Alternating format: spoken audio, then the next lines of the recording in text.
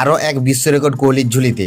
কোহলির নতুন বিশ্ব রেকর্ডে কাঁপছে ক্রিকেট। বন্ধুরা, আপনারা যদি দেখতে চান তাহলে ভিডিওটি শেষ অবধি দেখতে হবে, চ্যানেলটিকে সাবস্ক্রাইব করে একটা লাইক দিতে হবে এবং নোটিফিকেশন বেল আইকন দাবাতে হবে। রবিবার ওয়াংখেড়ে স্টেডিয়ামে আইপিএল 2026-এর হাই ভোল্টেজ ম্যাচে মুম্বাই ইন্ডিয়ান্সের বিরুদ্ধে দুর্দান্ত পারফরমেন্স করলেন বিরাট কোহলি।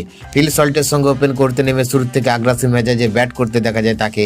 দুই ওপেনার বিধ্বংসী ব্যাটিংয়ে মুম্বাইয়ের বোলাররা কার্যত দিশেহারা হয়ে পড়েন। সল্ট ও কোহলি মিলে মাত্র 65 বলে 120 রানের জুটি করে আরসিবিকে একটি শক্ত ভিত এনে দেন। এই 100 রানের পার্টনারশিপের মাধ্যমে টি-20 ক্রিকেটে নতুন ইতিহাস গড়লেন কোহলি। এটি ছিল তার ক্যারিয়ারের 47তম 100 রানের জুটি, যার ফলে তিনি ক্রিস গেল, বাবর আজমের 46টি 100 রানের জুটির রেকর্ড ভেঙে শীর্ষে উঠে এলেন।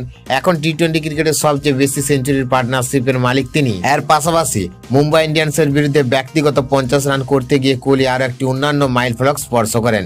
বিশ্বের প্রথম ব্যাটার হিসেবে কোনো নির্দিষ্ট দলের বিরুদ্ধে টি-20তে 1000 রান পূরণ করেন তিনি। এই তালিকায় তার পিছনে রয়েছেন কে রাহুল এবং শেখর ধাওয়ান। এই ম্যাচে কোহলি 38 বলে 50 রান করে হার্দিক পান্ডিয়ার বলে আউট হন। তার ইনিংসে ছিল 5টি চার এবং 1টি ছক্কা।